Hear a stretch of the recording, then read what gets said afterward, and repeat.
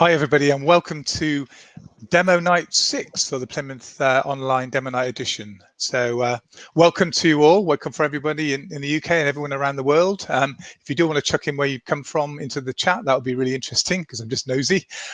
So welcome, my name's Nick Eversett, I'm your co-host tonight, and in my day job I'm a marketer and sort of portfolio CMO and do that kind of stuff. And with me today is Sylvia. Would you like to introduce yourself, Sylvia?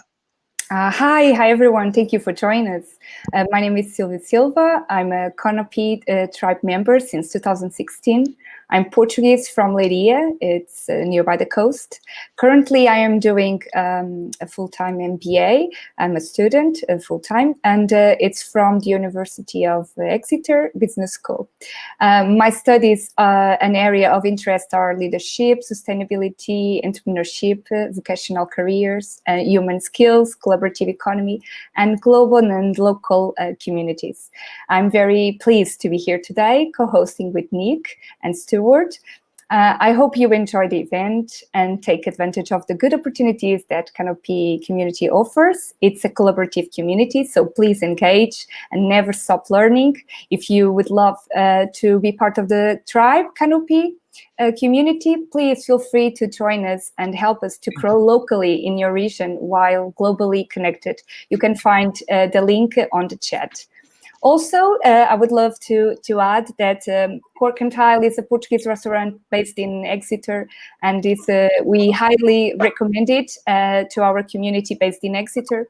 And right now, Canopy offers a 10% discount when you order a meal, and also a free pastel de nata, is a Portuguese custard tart with each main meal. You just need to mention Canopy. So please enjoy it. It's also on the chat. Great, thank you. Thank you very much, Sylvia. So as you can see on screen, we have our first guest with us tonight. First up is Claire Martin, and she is the Student Enterprise Manager for Plymouth University. You've only been in the role for a few weeks, haven't you, Claire? So, I have. I've been on lockdown. Yeah, you've been on lockdown, and I know you're doing some work on trying to create a new student entrepreneur experience at the university, and you were going to be part of our demo note last time, but IT issues got in the way. It's a bit of a nightmare, but we're really grateful to have you back here today, and we thought it'd be interesting because you're planning things and you're kind of doing new stuff. I think it would be really interesting to have a slightly longer talk with you. So we're going to have our sort of our where they come interview is going to be where they're going interview, really, with you. That's fine. So what I'd like to do is hand over to Sylvia, who's going to have a little chat with you about what's happening at Plymouth. Thank you. Hi, Claire. Nice to be with you tonight. And so my first question to you is, could you describe your new role in the Plymouth University, and also share with us your previous experience? Okay, yes, my new role is a Student Enterprise Manager. There has been a role similar to this before at the University of Plymouth, but it's more business engagement focused rather than student focused.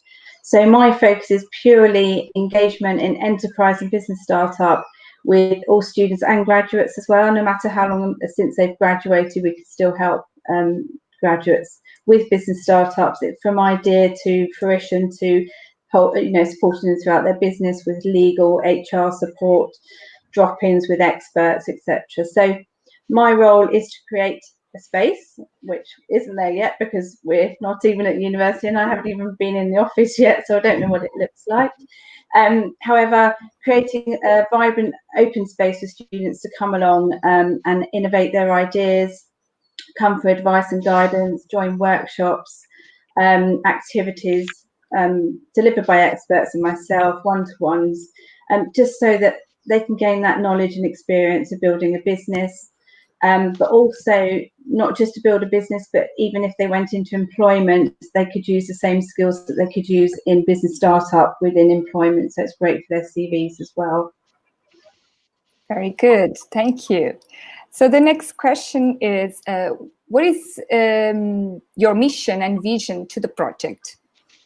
I forgot to answer your other question, sorry. So my previous experience is yes, very similar. So I previously worked at University of London, Imperial College London, and University of Kent. So all within the careers employability and enterprise student support area. So because there isn't that focus here at Plymouth, I can bring on different universities' perspectives of how it can work well, hopefully. So that's where the previous role comes into it. Sorry, next question. And so I was about to ask you the mission and the vision of the project and how the community could help you to move forward. So the mission and the vision is for students to know that there's a place to go to within the university for startup ideas. I mean, you could have students that are in I don't know, arts and humanities, but have a totally different business idea with technology that they've got thoughts of doing. Just because they're not doing that program doesn't mean that they haven't got the great ideas. So it's making the service and offer accessible to all students, no matter what they're doing. So the vision is to get the students' enterprise lab out there and known to all students that there is, advice and support for them, because at the moment it's kind of sitting in the background. So we want to bring it to the forefront. So the vision is for all students to know that we're there and provide the most expert and professional support that we can. Very good, very good. I was about to ask you as well, in terms of the target, are only students qualified to participate in the university program, or is it open to a large audience as well? So it's open to all graduates and alumni. However, what I kind of am looking for, support of the community, is any professionals within business that have the expertise to support our students in business ideas. Could it be sales and pitching, costing their product? Could it be the HR side of it, the legal side of it, so the compliance, the IP side of it? So any expert advice that we can share with our students, whether it's a mini workshop, a bite-sized online webinar that we can put together, or even one-to-one, an hour support, 4 15-minute slots where you could be available for our students to chat to about specific things that you know that you have got that expert side of it for. That would be fantastic. Very good. And what are the main skills and traits that you consider part of an entrepreneurial mindset? So for the target that you were looking for, what do you recommend and see as an important traits and skills to come on board? I would say, so it's obviously innovation is a key. So you have to be innovative, but obviously realistic as well. So, I mean, you could have a fantastic idea, but it's not going to go anywhere. Just because you like it doesn't mean everyone will. So thinking about the networking is an absolute skill when it comes to businesses. And you have to network with your partners, network with your customers, find other businesses that you can work with. So that's an absolute skill. The main one I would say is probably resilience is a key skill that it's really hard when you start up a business, when you get knockbacks. A project could be over 18 months and it's taking a long time. So the resilience needs to be there at all times. So apart from the usual organisation skills that you need to start a business and, the normal employability skills, though, that resilience side of it, innovation side of it, and just having an idea of how a business works. So learning those skills about a business is key. Very good. Thank you. And so in this situation, in the pandemic times, how you are going to get around it and implement the program, and when it starts, when you see it's possible to start officially? Yeah, so at the moment I'm in the phases of it's a whole brand new project. So we're actually branding the service and offer at the moment, and I've got students on a marketing course that have just finished doing the branding and logo for us. So they're gaining experience for doing that project for us. So as soon as the branding and logo is complete for the enterprise offer, it will then be it can either what I'm hoping to do is for the accessibility for students. We're obviously doing it virtually now, so we've got Zoom one-to-ones, we've got Zoom workshops, we've got everything via Zoom and Teams at the moment. But within that, they've got the option to do breakout sessions, you've got questionnaires, you've got polls. So it's not the same as being in a classroom. but we also have the one-to-ones afterwards. So if they're not confident enough virtually, sometimes they don't put their pictures up on the video. It's just a name, they don't want to be seen, but it's not the same as a classroom. So we have the one-to-ones afterwards where you can hang out afterwards and ask individual questions with the facilitator of the delivery of the workshop. So at the moment it's all virtual, but even when we are back on campus, I think we will still be videoing and recording them and letting them be accessible and like a toolkit online for students to access, not having to come to, you know, a place to have a workshop. So I think it's going to be a bit of blended when we're back on campus, but at the moment it's all virtual. Okay. Can I actually just ask a question? I've got an audience question here actually from Joe. Yeah, is Plymouth in Set Squared or any other sort of similar group? Not at the moment, no, but we would like to look around. It's just, I think it's been more business focused before, so I think the Set Square side of it is amazing. So I think that's another part of my goal and vision, is to look at other ways of working. So yeah, definitely. Great, thank you. I was about to ask you, would you like to share with us your presentation? And yeah, it's just a kind of overview, an introduction. Yes, an overview of kind of what I've said, but it kind of might give a clearer vision. Yes, exactly, to the audience. Thank you. Yeah, there's a kind of a question at the end, which would be great that I could. Yeah. Thank you. Okay, so mainly, so my role is new at the university to focus on the needs of students to enhance their knowledge and skills, to develop and grow an idea into a business. The vision is to create a flexible hub with a hot desk and collaboration, specialist advice and training to help grow students and graduate businesses. The service will be designed to support students and graduates from all stages, whether wanting to discuss an idea from the basics or being supported through a business startup and the growth and the following afterwards. So I was talking today about having the hub and then having a space above the hub or around the hub, so that when the student has their, or graduate has their business, they can then spend 12 months really close to us for that advice and guidance, but have a space to run their business from on campus. So that's another goal which I'm hoping to do. So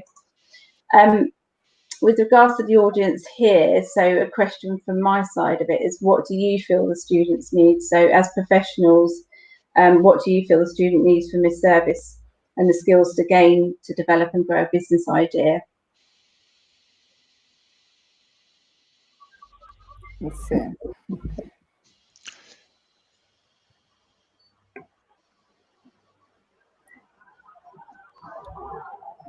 Claire, can I ask a question? I've got another question from the audience. From Stu, it says, what will happen to the current residents of the formation zone? Will they continue to be there? Yes, yeah, they're staying. So all the residents of the formation zone are staying.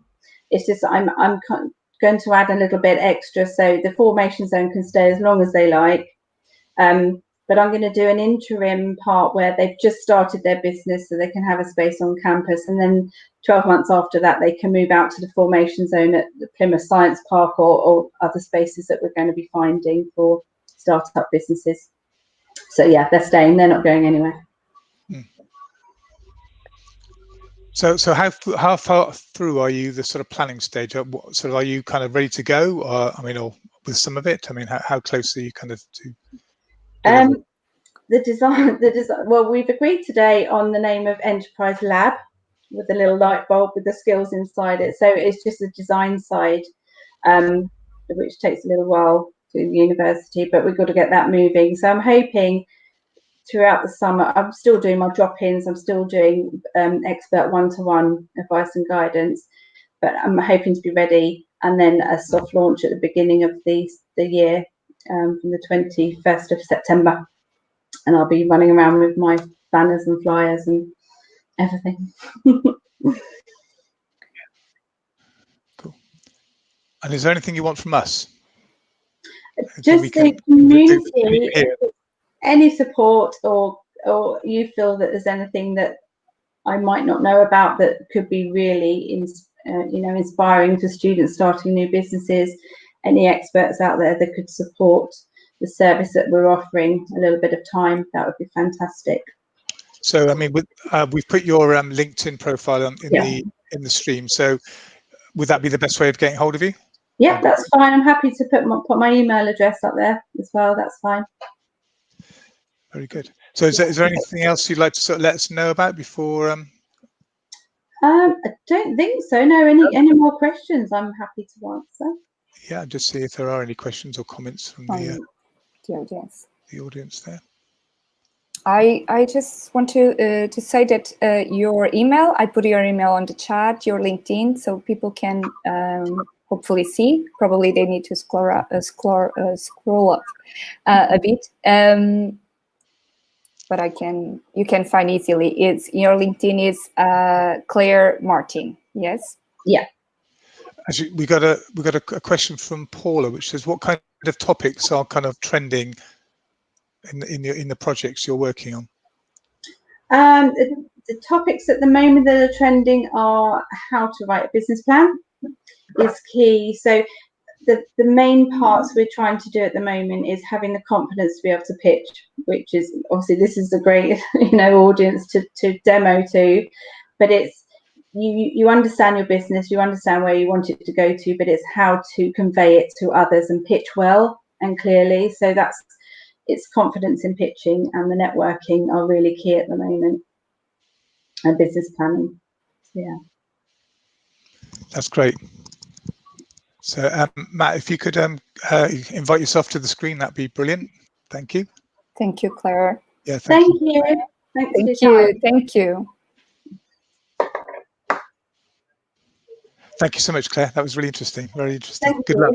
Good luck with it. Thank you very much. Bye. Bye. Bye. Thank you. Hopefully Matt will be joining us in a second. He is coming. You are here. Good news. it's always a good start. Yeah. Welcome, Matt. Thank you very much. So you're going to talk to us in a minute about What Up, which we'll come to that in a second. Perhaps before we jump into the kind of demo bit, could you just maybe tell everybody a little bit more about yourself? Just give them a sort of flavour of your background. Yeah, sure thing. So I'm Matt. I'm based near Exeter. I'm a lawyer by trade. I qualified as a solicitor in 2008, and in 2015 I decided that wasn't the career for me, and started a few more entrepreneurial endeavours. I've since dipped my toe back into the legal world, but working on various different business interests at the moment, as Nick knows, and one I'm going to talk to you about tonight. Very good. Thank you very much for that. Just to make sure your LinkedIn is in the chat. If it's not already, I'll just make sure it's in there. I'm putting it. Oh, good. Thank you. Okay, Matt, you're going to talk to us about What Up, but you've got 5 minutes, up to 5 minutes talking to us, and then the remainder of the 10 minutes will be us asking you questions, hopefully questions for the audience as well. So off you go. Excellent. Okay, so as you know, I'm Matt, the founder of What Up, and we are looking to raise £150,000 of pre-seed investment, and we have SEIS Advanced Assurance from HMRC. Now, I want to tell you a little bit of a story tonight. Not got long, but stick with me. I want you to imagine that you live in a small rural village in East Devon. If you've ever been to East Devon, it's very, very beautiful, very peaceful, a really nice part of the world to be in. And now I want you to imagine that a big corporate business wants to come along to your nice East Devon village, and they want to put a power station in it. A power station where they burn gas to produce electricity, because it's cheap to burn gas and it's profitable to sell electricity, and that's what big corporates do. Maybe not quite such a nice village now. Your village will become dirty and noisy and polluted, but also it's going to be pumping millions of tons of CO2 into the atmosphere at a time when governments are trying to reduce emissions and temperature rises, or at least so we're told, which on a day like we've had today, where it's been over 30 degrees, doesn't seem to be going that well. So what are you going to do about this power station? Well, you'll probably become a NIMBY, and that's someone who says, not in my backyard. And you're going to fight the power station, which is easy-ish if you're a lawyer like me, and not so easy if you're not. And it's exactly what happened to me. This is my story. I fought a power station in my village, and I won. And then I fought another one just a few miles further down the road. But there's only one of me, and there are many more things that harm our planet, and not all of them are power stations, and not all of them can be resolved with legal action. In fact, there's lots of things that we as individuals can do to influence climate change. Now, a lot of people might think that climate change is only something for governments to tackle, or maybe the UN. Perhaps you've heard of the Climate Change Act or the UN Sustainability Goals. But have you ever thought about how these ambitious targets on CO2 emission reductions are actually going to be achieved? They're going to be achieved by people like you and me taking action, not by summits of global leaders, not by waiting for the political will to slowly turn towards the climate agenda, but by putting the power into people's hands. And that's what WhatUp will do. We'll enable people to think global, but act local at the touch of a button on their phones. Now, these days, we can fix almost any problem with an app. We can order food, we can order a taxi, we can book a stay on someone's sofa bed. So why can't we fix climate change that way too? Well, of course, you're going to want to know how, and that's a complex answer, and we can only scratch the surface tonight. But our objective is to capture the knowledge which people are generating every day about tangible solutions to climate change, and curate those into outcomes which people can implement. We'll use AI, we'll use machine learning to build upon the experiences of our community of advocates. And we'll give commercial suppliers the opportunity to promote their climate change solutions to our users. In doing so, we'll create valuable data which we can leverage commercially for insight and innovation. And what we're doing is we're creating what we want to call a search generator that produces actionable outcomes and not just results. Now, you may well be thinking, if you want to tackle climate change, you should just ask Google, because we ask Google almost everything these days. But give it a try. If you go to macro level... 1 minute left, Matt. 1 minute. Okay. And say you want to search for, how do I reduce climate change? Your results are going to be too macro. And if you get a bit more micro, and you say, how do I reduce air pollution in my city? Then you just get obscure results. Apparently, if you ask Google, we can all reduce air pollution by no longer burning our garbage. But I don't know anyone who does that. So WhatUp is the app everyone needs to make a tangible difference to climate change. WhatUp is about climate action, not climate activism. And action starts with knowledge.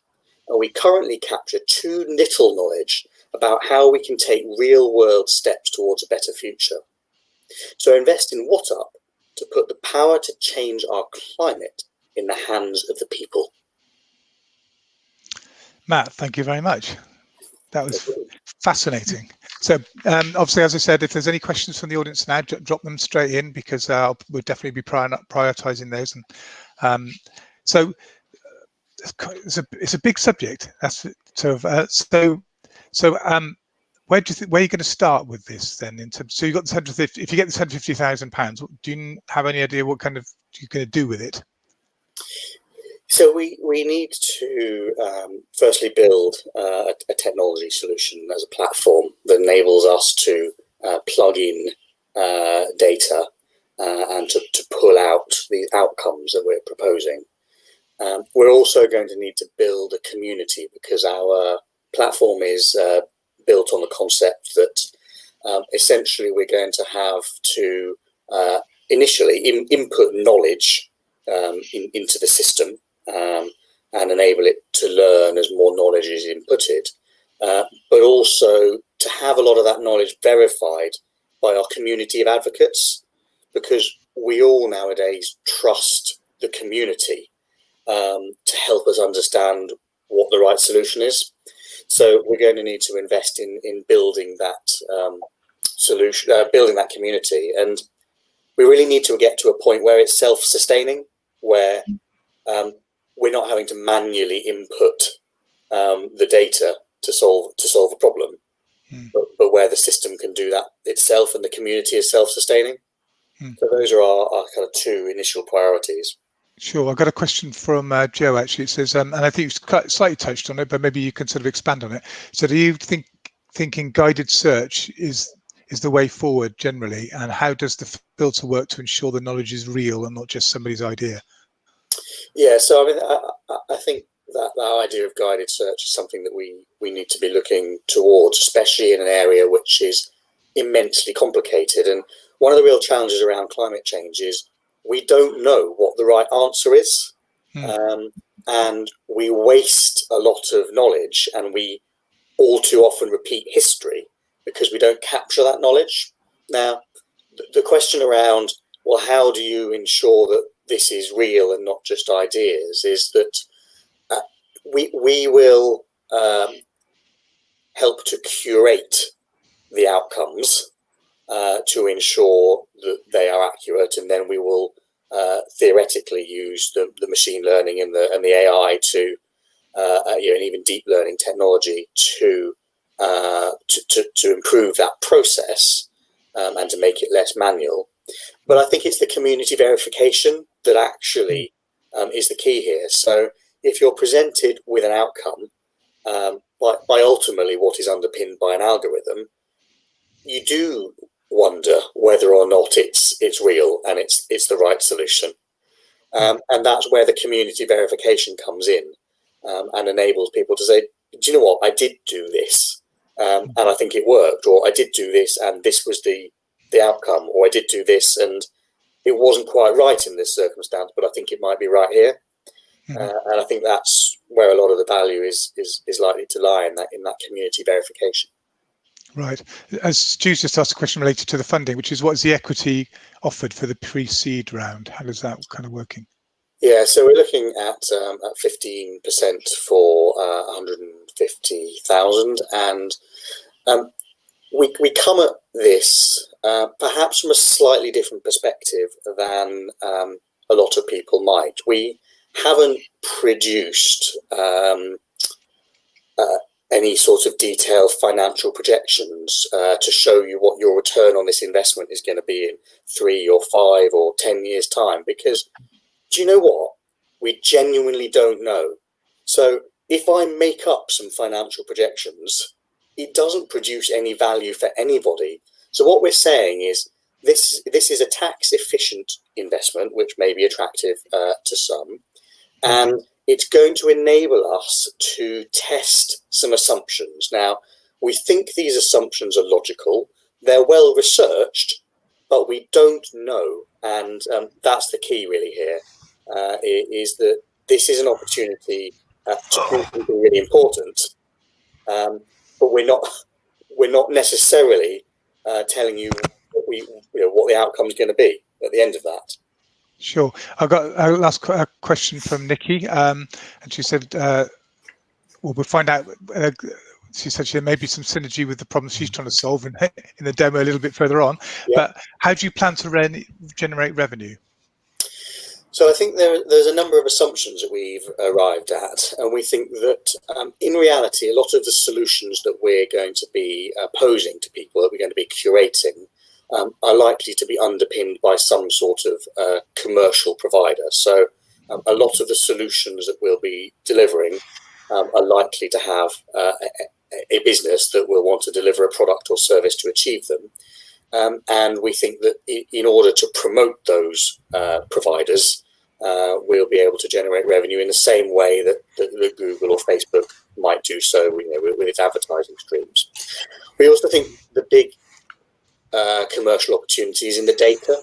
If we can produce lots of local level data about the impact that our curated outcomes are having, then that data is valuable in terms of insight for governments and corporates, and potentially data innovation around matching sort of new solutions with problems that we're uncovering. So we think there's a commercial value in the data that we're going to be collecting and curating. Great. And just to quickly round out, how can we help? You mentioned possibly people who might actually want to fund your for WhatUp. Is there anything else you kind of? Yeah, so I mean, conversations with investors are always useful, but we want to build our community of advocates. So anyone who professes an interest in the climate space would be useful to speak to. Anyone who might be involved in a community group, a charitable group, or a business which is attempting to solve a climate change problem is going to be someone that we'll want to talk to, so that we can share knowledge and ideas, but also hopefully put what they're doing in front of a wider audience. Fantastic. So is LinkedIn a good way of getting hold of you? Yeah, LinkedIn is a good way to contact me. So your LinkedIn's in the chat. So if anybody wants to sort of check Matt out or connect within, please do. Matt, thank you very much for your demo. No, really appreciate it, and very good luck with WhatUp. Thank you. Cheers. Bye-bye. Bye. Sylvia, over to you. Yes, thank you. Hi, Joe. Welcome. Boa tarde, Sylvia. Olá. Como está? Tudo bem, obrigada. Olá. Boa tarde. Thank Igual. you so much. Thank you so much for joining us. I'm going to introduce you a little bit, and then I'm going to let you do your presentation. Okay. And it's 5 minutes, more or less. So Joe is an entrepreneur that has run a number of tech businesses, many of which support the legal profession. He has described himself as an EP business owner and has some unconventional ideas on running his businesses. Today, he is going to explain his latest venture, Crosslerator. Crosslerator. Crosslerator. Yeah. It's the wrong name, Sylvia. It's the wrong name. Hard to spell. No, it's not. Crosslerator, please. This is going to be a little bit different. You'll notice I'm not your typical tech guy because I got lots of great hair. And the last time I wrote a line of code was 1977. It was in a language called Focal, which I'm confident that none of you have ever heard. I am retired, and what I'm trying to do tonight is to find someone who can actually take our business on from us. The reason being that we sold our last tech business 14 months ago, and we thought we'd need to have another business to run on from it. So we were building Crosslerator, which I'll explain in a minute. We don't actually need to do that. And the compounding factor is I then had an operation on this eye, and the operation was a failure. So I have really distorted vision in that eye. So I can't really, not really minded to sort of push things forward. But we've got this product that's built. It's pretty cool. It works. It needs some further development, and it needs some investment, the vast majority of which would be grant funded. And basically, I want to find somebody who wants to say, yeah, I get your idea. I think it's a really cool idea. And believe me, I think it's a killer. And we'll push it forward. We're happy to help in the background with the systems design. And God knows I've got 40 years of being fairly successful in business. So I think I know what I'm doing. Basically, the business attacks two problems. The first problem is you all get buckets and buckets of email, don't you? And what do you do with most of it? Well, most of it's sort of things like e-newsletters and crap that you don't want. So you either put that straight to spam or you just delete it. And so one of the big problems that firms have is that email marketing is very, very, very inefficient and time consuming, and the quality of the referrals you get is very poor. Another problem a lot of businesses have is you'll have a product or service group here and one here, and they don't really talk to each other much, and they certainly don't talk to each other's customers or clients. So you lose the cross-selling opportunities. And the reason we built this piece of software is simply because the two of our clients, most of our clients at the time were law firms, said, we need a tool that allows us to cross-sell because our people won't do it. We train them, we do all sorts of stuff, but they won't do it. And we thought, yeah, that's going to be easy. We can just get that built in technology. It really isn't simple. But what it is a very simple cross-selling tool, which effectively massively reduces the cost of acquiring new work with existing customers and contacts. Have you got the screen, Nick? Yeah, I'm just getting that sorted out for you. Cool. The principle of it is, suppose I send an email to Sylvia. Now, Sylvia knows me, and she even opens my emails. This is a miracle. So she says, this is an email from Joe. I'm going to open it because I know Joe. The first difference between what we're doing and what something like MailChimp or Campaign Monitor is doing is our open rates effectively are 100%. And I've got a screen live here showing the open rates that we've had for all our email with messages in it since January, and it's 100%. So your open rate is virtually everybody, and your click-through rate, if you've got a good message attached to that email, can be anything up to 70%. And the way it works is very simple. I send Sylvia an email. The message, the email addresses are pushed up into the cloud, and it says, okay, we have a message that Sylvia would want to receive. It's something to do with maybe she's in a group for Exeter University MBA, she's in a group for Portuguese people, she's in a group for young entrepreneurs. We have a message for that group of people. And all it does is before it sends my email out, it attaches the message just above my signature. So she reads my email and it says, oh yeah, nice to talk to you. Let's talk next week. By the way, there's a seminar next week. I think you'll really enjoy. Click here. And it's really effective because people will click because she knows me and she trusts me, I hope. And that relationship's already there. Now, what people are spending zillions of money and time on is going out and trying to find new people to sell to. And it's really, really expensive. But what's really cheap is selling more stuff to your existing people. Now, we've built this. This all works. It captures the data. It needs now to be integrated with big CRM systems like Salesforce and Microsoft Dynamics. It needs to have a Zapier tool built. This is all real straightforward stuff. But the really exciting thing about it is where we want to go. And this is where we're in University of Bath's Set Squared Group incubator. The really exciting thing is when I can start talking to Sylvia in using artificial intelligence about her dreams and aspirations. Because when you stop talking to people about the problem they've got today, particularly in professional services, and start talking to them about where they're going, they get really excited and they really like you. And it's a way of building very tight relationships really quickly, better relationships with the people you've got. It's that simple. You can learn it in 15 minutes. You can install it in 15 minutes. I installed 15,000 email addresses across 9 groups for a company, and we put 20 messages up, and we did that inside 3 hours. It's easy, easy peasy.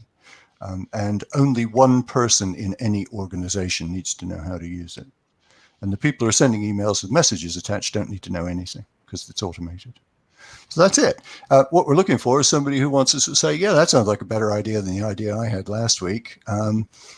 Let's do a deal. We don't particularly need the money. We just want to see it work. That's very interesting, Joe. And I am sure out there in the community, there are people, sorry, I'm listening twice myself, people in the community that hopefully will contact you. I let your contacts on the chat.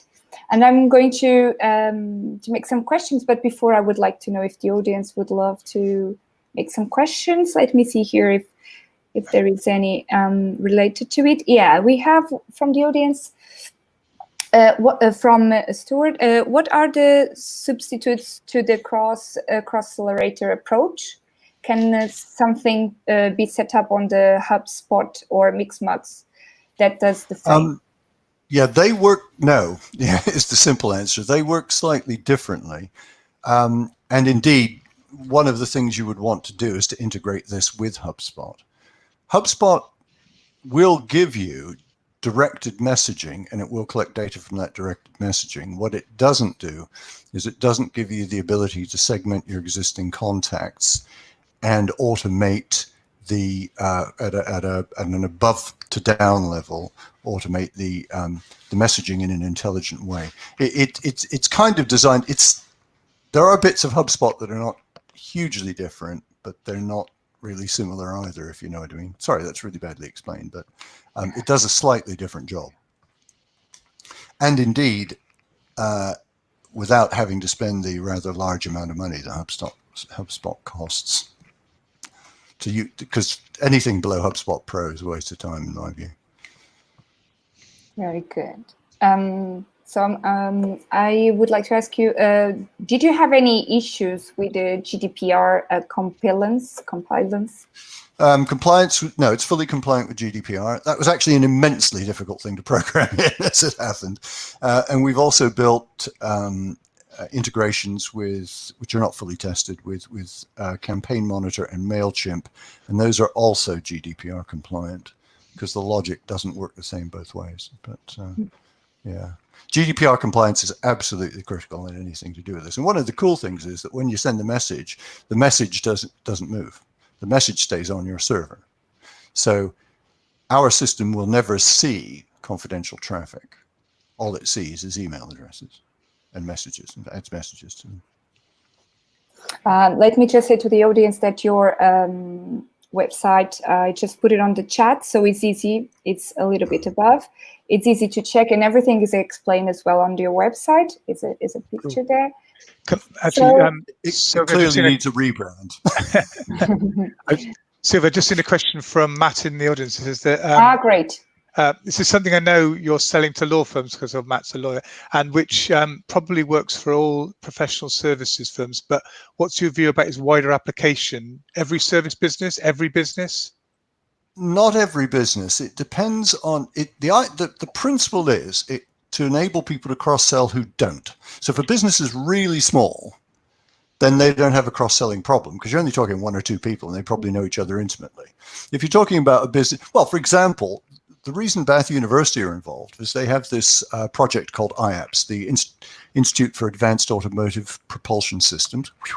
And IAPS has lots of cross-disciplinary work, and they see it as a way that they can feed across different disciplines information that will interest particular people within little groups. Take, for example, I'm a director of a timber milling company. We could use it such that, or we can use it that we're, if we're overstocked in a particular product line, then we can simply drop in, we've got a special offer on this product line to all our email to all our clients until we're clear, and so on. And so if you're a company that works in silos, you can get at each other, and big companies all work in silos. Okay. Any more questions let me see, from the poll? In fact, I give Matthew a really good example. When we sold our business, we created ourselves a pretty substantial inheritance tax problem in the UK. And I talked to the commercial people in the lawyer's firm over and over again and kept dropping hints like, oh, I've got an IHT problem, interesting. I wonder what I should, and they didn't at any point think that they should refer me to either their financial services people or their wills and probate people for planning. And this is one of the best known firms in Exeter. Matthew could guess. I have another question. How much will cost to complete and market? Well, right. It's sort of in chunks. The next chunk of software integration, building a Zapier tool, software integration with HubSpot and Dynamics and Salesforce. That looks like being about £20,000, but again, 75% of that would come back by a grant. The idea with the artificial intelligence would be to sponsor a PhD student, which would take probably £60,000, but again, 75% grant aided. Marketing could cost anything. It depends how you want to market it, because you could either do this the way MailChimp did, which is a freemium for the basic thing, and then pay people to take extra features like the integrations, like the automated reporting of the clicks and AI, or you could do it on a subscription basis. The way we have always built our software companies is to create a basic version and make that pay for the future development. We don't have have never had external shareholders or borrowed any money. Very good. The next question is, is external funding available?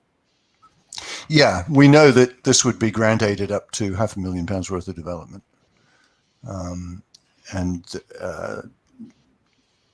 75% grant aided. I personally start to bleed at the nose when I talk to venture capital people. So somebody else could do that if they want to. I really don't like them. I'm a hippie, and I really, really don't like these people. And somebody else could do that. I'm not going to do it. I'd rather just cut my wrists and lie in a bath, a warm bath. And the other question is, what intellectual property protection is there? Okay, we own the copyright to the word cross-accelerator, which clearly isn't the right brand, but we own all the IP in the technology, and we have registered the domains and the company name and all that sort of stuff. Under UK law, you cannot patent software, so you own the copyright in the code, but you can't actually patent software. But until we actually get the thing built and out of the way, there's no point in doing anything else. Nick, am I allowed to ask another question? One more? Yeah, probably one more. Yeah, one more. And what trends do you see in email marketing in the future, Joe? Email marketing is dead. Dead, okay? Email marketing does not have a future. How many emails do you get now that you actually read compared with the total? If somebody could get a really good spam, I get maybe 2,000, 3,000 emails a week. I read about 60. As soon as you get yourself connected up, you are swamped with stuff that you don't want, and people pay for this. And look up the click-through rates on email marketing. Absolutely appalling. I think the future is something completely different, and it's kind of what you guys are doing, which is, I don't know how many people are watching this. Every single person watching this is probably thinking, I'm going to have a business, and I'm going to have a website, and I'm going to pay people to try and make the website work. But you're very largely doing complementary things. There's a big overlap. You wouldn't be here if you weren't sort of interested in the same sorts of things. So why the hell don't you all just share the relevant content that other people have with your website, and then you can leverage the people that they're marketing to get? Because it's the same customer base, and people don't get this. So you take the group here. If say 50 people watching, they're probably instructing 50 ad agencies, having 50 marketing people. They probably need 4. They could save all that extra money and push it out into actually upping the level of the marketing they do. And do the maths. Start working out what your network is and what the network of the people connected with you is, and look at the volume that you get just by simple sharing. And the fact that the click-through on the outside back to you is very, very small is irrelevant, because the numbers are so big. And the moment I saw the internet, I thought, this is what the internet's all about. And they do it for social media and nothing else. If businesses got together and did it, and I do know of one business group that does it, look up Gloucester Property Professionals.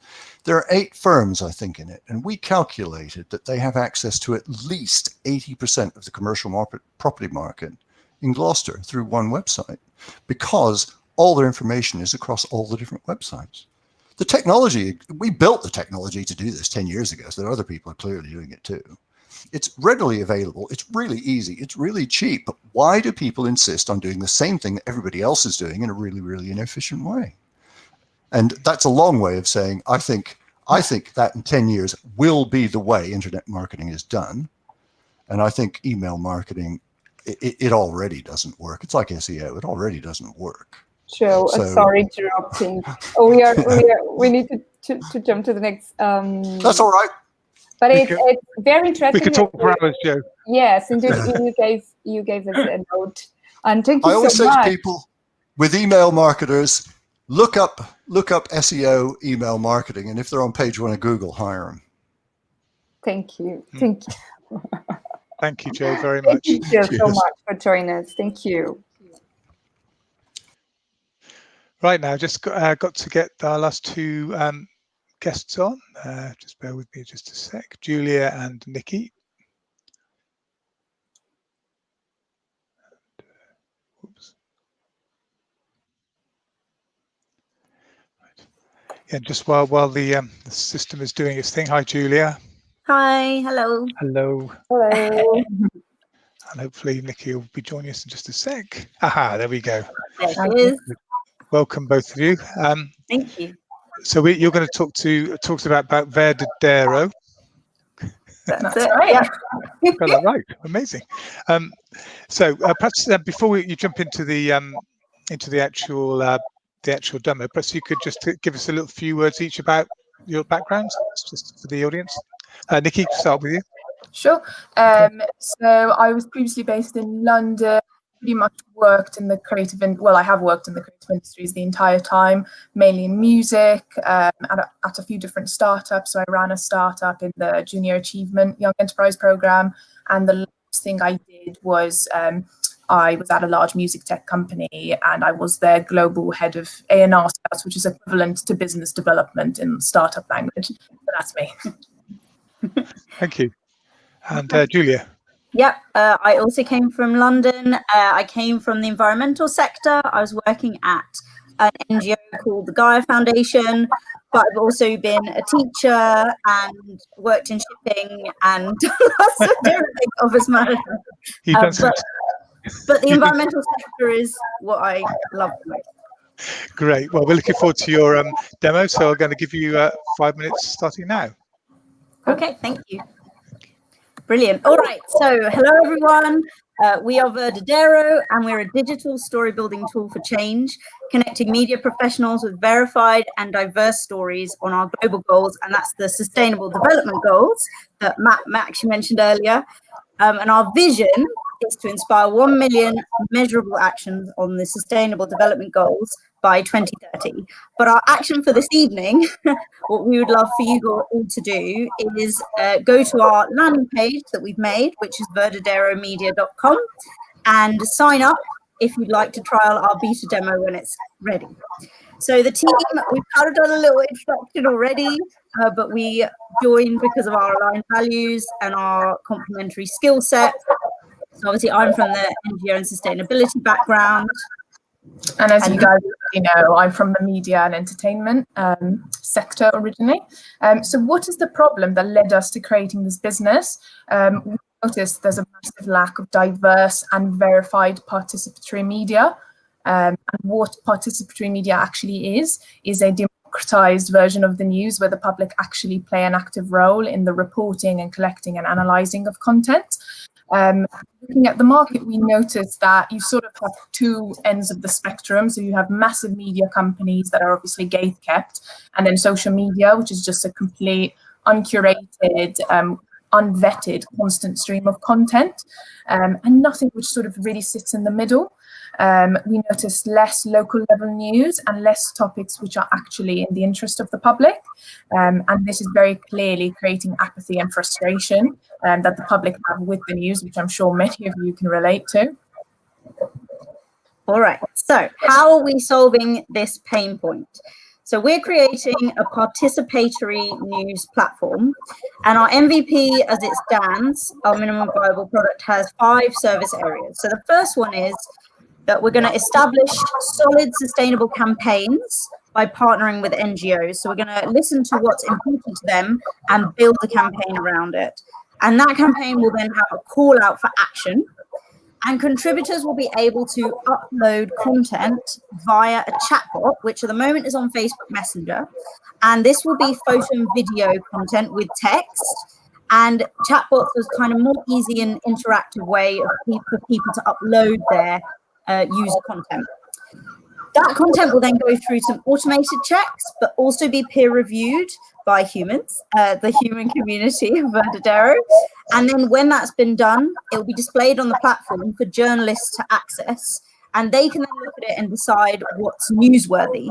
And this means that the contributions will build stories around each campaign. So for example, if there's a climate campaign, then everyday climate change stories will be uploaded, and the media professionals can then build a bigger, more diverse, more tangible picture on what's a really large issue that is hard to get your head around. And after this, we're going to direct contributors to action. So if you contributed an ocean plastic campaign, then we might direct you to a local beach clean. Julia, sorry to interrupt you. There's a lot of feedback. Has anyone got two sessions open by any chance? Because we're getting like a lot of feedback. No? Okay, that's really very odd. Okay. All right, sorry to interrupt you. Sorry, I won't keep going. Just wanted to make sure. Just wanted to make sure the audio quality was good for people. That was all. Yep, that's fine. No problem. Okay, I apologize if there's feedback. So anyway, we wanted to link people to action because it's very hard to know what to do with these big intangible issues, as Matt mentioned earlier. So if people have a clear path to go to, it'll hopefully help them. Cool. So if you think this sounds good, you're probably wondering when you can actually get access to the demo to try this out. I'm aiming to go live with our beta demo by the end of the summer, so fairly soon. And what you can do at the moment, which Julia mentioned at the start, we are taking beta sign-ups. So if you visit verdaderamedia.com, right now you can sign up, particularly if you're a media professional or a content creator of any kind. That's you should definitely go and sign up right now. However, if you would rather contribute stories, the best thing to do is to follow us on social media. On Twitter, you can find us under @verdadera_media. And if you follow us there, we'll be updating on when we open our first campaign. Well, that's it. We're happy to take any feedback, any questions. And yeah. Thank you very much. That's great. Yeah, I just got a question. So, would anyone be able to see the stories as an ordinary person, or would you have to be? Would you only see them once the journalist has done something with the? So it won't be open to the public. So it's not just that anyone can see any of the stories. So they'll be submitted. They'll go through all the checks, and then if they do pass the checks, they'll be on a journalist dashboard, which is only accessible via login. So they won't be public. If the journalist uses that in a press piece and posts it like The Guardian or something like that, that'll obviously be public. But only at that stage will it be out for everyone to see. Sure. How do you check the stories? Because obviously there's a lot of, the biggest problem for everybody, most people, is fake news, isn't it? What do I believe? So we have two levels of checks. So we're doing a sort of hybrid approach. So automated checks using a number of different APIs for a few different things. We have a few which we're already going to integrate into the demo, and then a few which we're going to integrate later, checking for things like previous use, if photo or video content has been altered in any way, so edited or sort of edited maliciously in any way.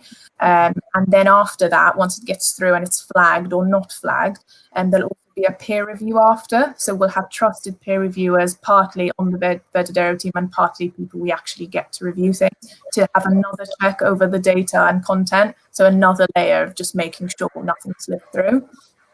Sure. I've got a question from the audience, from Bruno. How can an NGO register? Would an organisation that helps kids be a suitable fit? Julia, do you want to take that one? Yeah, so at the moment, we're just talking to NGOs. So there's no real kind of sign up for NGOs. But if you'd like to chat to us about the platform, then just link with us. I don't know if our LinkedIns have been put in there. Yeah, they're both definitely out there. Yeah. Yeah, so just reach out, Bruno. We've already started talking to some local NGOs in Cornwall about. There was one that does beach cleanups, but let's chat. Let's have a chat and see where the collections and collaborations lie. Yeah, we're very keen. Any type of campaign we can build with people, that's sort of what we're aiming for, to just chat to lots of different people and see what we can build. I've got two-part question here, really. So how is it going to be financed, and how are you going to generate income? So the creation, at the moment, we're part of an incubator program. So we have funding for our MVP setup. So that's what we're doing. So we have some funding to set that up. And then in terms of generating revenue, so we're sort of going for for subscriptions down the line, but quite a different go-to-market strategy. So we're working with an industry partner who's a senior journalist, and we're planning to work with journalism students at sort of master's level for them to test it to start off with. So probably starting more with sponsorship and grants, because of the sustainability aspect and because it's a tool which would be really useful for learning. And then once we've sort of fine-tuned the service, then we'll take it properly to the sort of commercial market and go for subscriptions. Cool. And one thing I read on the website was it was very much designed around developing social action. And you mentioned that you wanted to create, was it 1 million social impacts? Yeah. 1 million actions. Well, that's really ambitious. So talk a bit more about how you might do that. So it's probably worth saying what we count as an action is. Yeah, in our terms. Because for us, it's a big thing that it's measurable. So we don't want to say, oh, we're creating action and it's a bit airy-fairy. So action is if content is actually used in a public press piece. That's one form of action. People sending in stories which are approved and are in our grade good content is an action. People actually signing up to the action points we send them. So here's a beach cleanup and someone actually signs up to it. That's an action. So we'll count those. So there's quite a few different things people can do, but a big part of what we do is monitoring that and ensuring that people know exactly what they can do. Cool. No, that's great. And presumably, as you mentioned, the main thing that we can help you with here is sign-ups. Is it at the moment? Yes. At this point, yeah. Yeah, very good. So I've seen some people in the chats are already signing up, and I will be doing so. Brilliant. So and on the NGO side, if anyone's interested in chatting, do just reach out. Great. Yeah, your LinkedIn details are there. Got two final questions from the audience to round it all up. Okay. So there's one from Paula. It said, how will you decide if a story is publishable? Apart from the content, how will you define its relevance? So that would be for the journalists on the platform to decide. Right. So we as Verdadero won't say this will be in a newspaper. So the journalists who come onto the platform will look at the content and then decide, I'm going to write a piece about this. Cool, thank you. And a final question from Stu. He said, what's your experience of the Launchpad? So how long have we been there, Julia? Since January.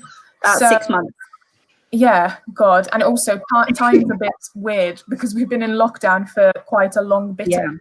So we've not had the typical Launchpad experience that a lot of our colleagues have.